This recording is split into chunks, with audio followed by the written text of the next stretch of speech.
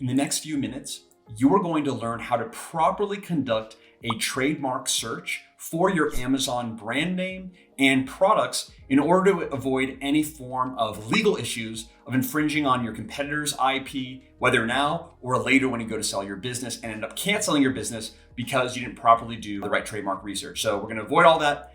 And I'm also going to give you some tips in creating your trademarks in order to reduce likelihood as much as humanly possible of having any kind of IP infringements or trademark issues now or in the future. So hope you're excited.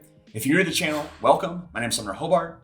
I'm a 7-figure Amazon seller and create tutorials like this every single week to help fellow sellers with the information that I've learned and the pain that I've gone through to help you avoid that pain and ultimately achieve results faster and easier. So with all that being said, welcome. Let's go ahead and get to it. So first things first, before we begin the search, it's extremely important to know what exactly a trademark is. So this is the literal US government definition of a trademark. So a trademark is any word, phrase, symbol, design, or combination of these things that identifies your good or service, okay? The most common of these would be a word mark. This is your, for example, your brand name or your product name. It's just that word that is trademarked. Another example is a design mark for your logo. So you have your company logo. That logo is also trademarked. And then a third most common is a combination of those. Word plus the logo. Those are 3 different types. The combination is its own type, word mark, and then design mark. There's also different kinds of trademarks. Like for example, you can trademark certain sounds. You can also trademark like Coca-Cola. Their design of the bottle is actually trademarked as well. So it gets into a few different things, but the most common here is a word mark and a logo mark. And that's what we're going to really kind of focus on here. So that's what a trademark is. The purpose, as you can see here, is to distinguish goods and services from one another. So imagine a world where, let's say there's Disney Plus, right? Or Netflix. So Netflix comes out, they're a great company, everyone's addicted to this platform.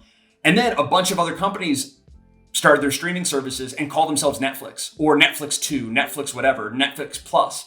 Imagine the confusion where it's like, oh, I saw this on Netflix. It's like, which one? There's like 100.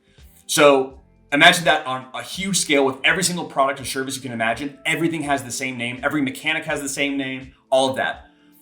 Sounds terrifying, right? It is. So that's kind of the purpose of a trademark. And I'll show you how this plays in later, but it's distinctiveness. Your trademark can't look or sound similar to a trademark in your industry.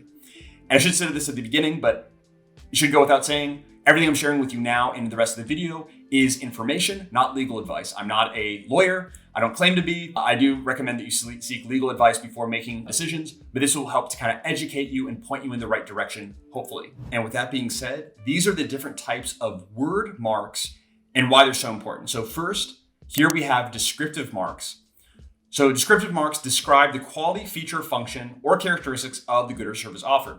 So for example, Best Restaurant, 6th Avenue Jeweler, Best Buy, Bank of America. It's describing the business. Next, we have suggestive mark. So these suggest the quality or nature of the product or service. For example, Airbus, KitchenAid, Greyhound. A Greyhound is fast. They assume the transportation is fast. Quick Stop for convenience. Copper tone to make your skin a copper tone. So sort of describing or suggesting the quality or nature of the product or service. Number 3, we have arbitrary marks. So it's a common thing, a common name applied to something that's unrelated. So what does that mean? Apple. Apple computers, and you eat an apple. Comet that you see in the night sky, and then Comet cleaning products. Subway, so an actual subway, train system versus fast food, right? Another one would be Target. So you hit a Target or hit a bullseye, and there's a place you can shop called Target. So kind of a common word that's unrelated to the actual good or service. And then we move on to finally, fanciful, also known as invented or coined marks. These are my favorite. This is where we focus on because fanciful or invented or coined trademarks in general have a higher likelihood of getting accepted, of not running into trademark issues because they're basically invented. So some different examples are Exxon, Xerox, Keurig, Zappos, Nikon, and Google. So Google is one of the most valuable companies on earth, and they literally made up their name. It's a made up word. It's a fictitious name. It came out of nothing. And maybe it kind of has something to do with the product, but really it's just a made up word. And this is where we like to operate. We'll try to find a word that kind of sounds cool or sounds interesting, but it's totally made up because this is going to reduce the likelihood of, if you make up a word, there's less likelihood that someone else has made up a very, very similar word. Okay. So that's the reason I bring this up, is when you're coming up with a name for your brand, for your product, consider making it fanciful. It can be whatever you want it to be in general, within reason, as long as it doesn't infringe on other trademarks. But there's going to be more research that's needed. If it's, one of these other like arbitrary, suggestive, or other types of marks, you need to hire a lawyer, do kind of formal search. And even then, there could still be some issues that arise. So it's really important to consider using fanciful marks. All right, so with that being said, let's say you've gone through the process, you now have your own fanciful mark, and you want to check, does anyone else in my industry have a similar sounding or similar spelled trademark to avoid any kind of infringement? So the go-to place to search for trademarks is the United States government itself, so USPTO, which is the United States Patent and Trademark Office. And specifically, the USPTO has a search engine for trademarks called TESS, the Trademark Electronic Search System. I've used this before. For me, I really don't like using this. It's really clunky, it's really ugly, not user-friendly at all. A lot of lawyers will actually use this and they kind of know how to navigate. So what I actually prefer is using Trademarkia. Trademarkia basically is just an easier to use site that pulls data from the US Patent and Trademark Office and makes it much easier and cleaner to use. Otherwise, it's a bit more difficult to navigate. So what you do here, either one, obviously the one that I would have to recommend the most would be USPTO because that's directly to the source. But I prefer using Trademarkia just to make sure that there's nothing obvious that I'd be infringing on with my potential product or brand name. Again, we're searching specific word marks here. Let's say I have a travel backpack and the name of the company that I'm going to sell or that I'm going to create to sell this travel backpack is going to call Gapped Travel. And I'm specifically using this as an example, which you'll see in a second. So I type in Gapped Travel just because I want to see if there's anything that already exists. And we see, okay, there's a couple options here, but they're dead or abandoned. That means they either were going through the process and stopped, or when they went to renew, they abandoned it. So that's kind of a good sign that this directly doesn't relate. We have air gapped fabric. Okay, that kind of raises, I was like, okay, so gapped travel, we have gapped fabric. What is this? So I can go into a little bit more detail and see, okay, this is for computer storage devices, for high-speed storage. All right, so this is relating to computers. I'm selling travel backpacks. We also don't have exactly the same name. So for me, this isn't exactly my industry with the same sounding name. If I were to go in front of a jury and they're like, okay, so we have air gapped fabric, which is for, data storage. Then we have gapped travel for travel backpacks. Is there any confusion here? And what do I think the jury would say? In my view, again, in my unprofessional, non-legal view, I think that there would be no issue here. And that's just my personal thought. What I'm looking for, again, is obvious potential issues. So I'm looking through, we have travel, it's dead or canceled anyway. So nothing here that really, so far, spikes any issues or worry with me. However, the reason I'm bringing this up as an example, so Gapped Travel, remember, it's not that someone else has the exact same trademark as you. It's something that sounds similar or can create confusion. That's the key, is confusion. So this specific company that I know, they were originally going to call their company Gapped Travel. It was a new Amazon brand, a great Amazon brand, by the way. And they got a cease and desist letter because they started selling with the name Gapped Travel from the Gap company, the clothing company. And basically the clothing company thought, okay, Gapped Travel, when I say gapped and I say gapped, it almost sounds like Gap. So Gapped Travel, if Gap sells any kind of travel accessories, travel products, then consumers may mistake Gapped Travel for basically the travel section of Gap's products. So not really clear kind of violation, but a potential violation. Now, obviously you could fight this and go to court. That's going to be expensive and whatever. So instead, what the company decided to do is change their name and kind of abandon this trademark. So that's something to really keep in mind, is just because you go and search for a specific word and it doesn't show up, you have to be careful. You have to think, okay, is there any other kind of words, especially big brands, that could relate to this? So what you can do in here is we have Gap Travel. We could also do like Gap Travel, hit search. Gapped sounds like Gap anyway, so I would have already found or thought about Gap. So yeah, Gap Travel, we have Gap the company. I'm like, yeah, maybe that could kind of infringe because it sounds kind of similar. So certain trademarks that you'll look for, there's going to be an obvious black and white, like this is a no-go, like this definitely infringes on an existing trademark. For example, let's say you want to start a cola company and you want to name it Coca-Cola. Like that's an obvious, there's already Coca-Cola and they're already in the space, of course. That's like dead obvious. And there's going to be cases like that. There's other cases like this that are a little bit gray. It's like, oh, should I move forward? For me, because I don't want to spend a bunch of lawyers, legal fees, doing all the research, because I could pay a lawyer to do all this research and come back and just tell me, oh yeah, I wouldn't recommend it. So I'm going to save the time and the money and just say to myself, it's not worth it. So that's why I like fictitious kind of made up names and using those for my mark and still looking. So again, we want to look for your direct word mark and words that sound similar. Okay. And this is a great kind of tool to help you know for 100% if there's something that is definitely infringing that you want to stay away from. But at the same time, be careful because there could be some other trademarks that exist in your industry that don't show up in the search that could kind of infringe. And I'll talk about that in a second, kind of how to catch that. But it's a really, really good kind of first step. It's going to bring a lot more clarity. So that's Trademarkio. And this link and everything else will be in the description section of this video. Now, with this being said, something to keep in mind when doing trademark search is, remember, the whole point is to reduce confusion. So I'm going to show you two examples here. We have Domino's Pizza, and we have Domino Sugar. Both use the word Domino in their logo, and both are in the food category. So how are they able to both have registered trademarks when they both use the word Domino? Shouldn't one have sued the other? And here's the reality. So Domino's sells pizza, mostly breadsticks as well, right? But pizza. Domino Sugar produces sugar. So Domino Sugar, everyone knows Domino Sugar. We know what it is. Domino Pizza, we know that it's not owned by the same company. There's no confusion there. Because there's no confusion, then the marks are able to exist because they're not in the exact same category. If there were two Domino Sugars, or let's say a Domino Sugar and a Domino Honey, that could get kind of sketchy. Or there's a Domino Pizza and Domino Pasta, maybe that could get a little bit sketchy. Or especially if there's Domino Pizza and Domino Pizza, right? But because there's no confusion here, both marks are allowed to exist. So there's not black and white, there's ambiguity. And sometimes that ambiguity then gets solved by a jury. So I don't ever want to go to jury. So anything that's remotely going to infringe on a trademark, I want to stay away from. But keep in mind, just because you use a trademark search and you see, let's say, like I typed in, what was it? It was Gapped Travel.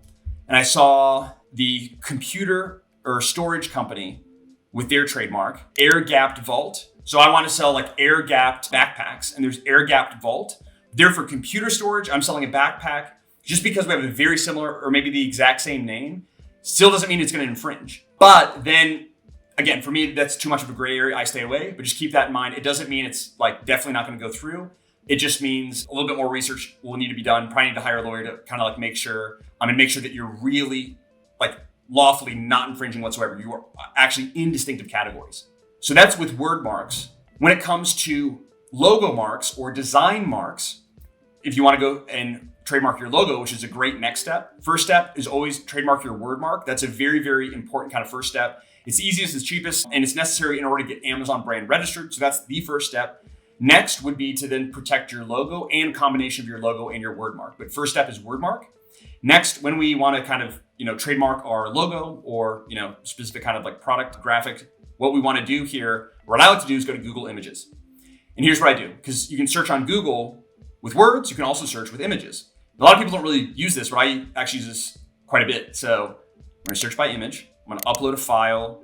So what I'm going to do is just upload a logo that I have. And I just want to see, are there any logos similar that kind of Google's artificial intelligence is able to find? So we have the logo here. This is mine, my proposed logo. And then over here, we have some visual similar matches. The key here is there anything, number one, that's identical? So if you're getting inexpensive graphic design work done, this is so critical. Be very, very careful of this. Many graphic designers will find a design online and basically tweak it a little bit and then sell it to you for $50, $100, $150, whatever it is, very, very inexpensively, especially when it's cheaply done. So be super wary of that. If you're using Fiverr or some of these other sites, it's very, very common. So before you finalize the project, make sure you do this. And of course, like I said, there's no search engine that's going to pick up on everything. It is impossible. These tools are going to be extremely helpful. But even with this tool, like there could still be that mark out there or that logo out there that's very similar to yours or basically copied. But this really helps reduce the likelihood. Okay, it's super important. So you're basically, step one is you want to see, are there any identical logos out there in the ether that are identical to mine? So far, the answer is no, right? Black, E in the middle, all closed off. Similar, but not identical. So that's a good first step. The second is, okay, are there any of these logos that are similar to mine? Somewhat. Yeah, like this one right here is actually pretty similar, not too far off, right? So then I want to see what logo is my category in and what logo is their category in, and are they trademarked? Sometimes designers will just they'll create different logos, put them online, but they're not trademarked, right? They're copyrighted, they're protected by copyright, but they're not protected by trademark. They're not associated with the company. It's just someone who's doing this for their project for fun and they put it up online. So I want to see, okay, number one, are these actually registered trademarks? And then number two is, are they in my category? Because if so, I want to make sure I stay away. So that's kind of the overall of kind of how to use it. I would like open these in a new tab, for example, to kind of dig in a little bit. So where is this associated from? I'd kind of click in to learn more. I'd, do a different Google search of the company and then search for the company like Exclaimer Ltd logo. So yeah, it looks just like, we'll see if Exclaimer Ltd. I'm going to go back to Trademarkia. I'm going to see if this is anywhere to be found. So yeah, it looks like that there is a word mark, but I'm not seeing any image marks. So again, that's kind of the process that I would go through, kind of go back through and filter out. And again, the key here is if there's anything remotely gray, I stay away. And here, I have to do a little bit more digging, but at first glance, maybe I don't want to use this logo. It does look somewhat similar to these others. If you're in completely other categories, then I'd move forward. But for now, I'm like, it's a little bit of a gray area for me. I want things to be totally unique, totally distinctive, which is going really far down the deep end, but I just don't want to avoid any kind of legal issues. I have enough things to do and enough problems. And this is kind of the best way, playing it very, very conservatively, that's going to reduce the need and the money and the time for legal services. Okay. So that's a really quick rundown, very efficient way to search for infringing logo marks or for trademarks. And obviously you're like, okay, what about how do I get a professional to do this for free to catch things that I might miss, that some of these tools might miss? And that's where Trademark Angel comes into play. Trademark Angel is a company that runs trademark services specifically for e-commerce sellers and some other categories as well. We've used them in the past. We paid them money to do our trademarks for some of our businesses. They do a very, very good job. And what's really great is they offer this free trademark search where you will give details, as you see here. So your name, phone number, all of that, your trademark word, the logo, any meaning that you have, and obviously the more detail that you provide, the better they're going to be able to search for you. But they'll literally search for free from a legal professional and be able to catch things that you might have missed and basically give you a percentage. Like for us, there was one time they're like, hey, there's about a 60% chance this will go through. There's a 40% chance that we estimate that this will be rejected, which is pretty high for rejection. I want it to be 90%, 95%. So it was really great to kind of know, okay, for a couple marks that we wanted to move forward from, I was like, great, they did the research, they found exactly what it was. And what I recommend doing is go through the exact process I've showed here in the video. Start with trademarkia.com, do your own basic search. As you're coming up with your brand name or product names, use Google Images to look for similar marks. And once you've kind of gone through that process, it might kind of filter out some different ideas or options and you kind of solidify on your final. Once you come to that stage, you have your final word mark that you want to trademark or your logo or both. Then come here to Trademark Angel and they'll kind of do that one last final sweep before moving forward. You don't have to use their services as well. They do a really good job. It's free. You can go somewhere else or do it yourself. But for me, in our experience, they were fairly inexpensive and did a really good job. So, in the future for other businesses, I would definitely go back to them. And also, if you do end up going with them or use this free trademark search, how do you find us? Put my name in there. I don't get anything from this, but hopefully I will, maybe if I send enough people that way. So go ahead and put my name in there. And yeah, that's how to properly go through a trademark search on your own without paying thousands of dollars or hundreds of dollars even in legal fees. And I hope you found this valuable. And if you did, then be sure to check out our newest video where we had patent and trademark expert Rich Goldstein actually come on and just share a wealth of IP knowledge that it blew my mind and basically will help every single seller dramatically improve their knowledge of trademarks and patents and reduce your likelihood of getting sued, of having issues when you sell your business, of coming up with trademarks and patents and when to use them and why and all of that. So be sure to check out that video here on the channel. And as always, thank you so much for watching. God bless you and your business. I look forward to seeing you in the next one.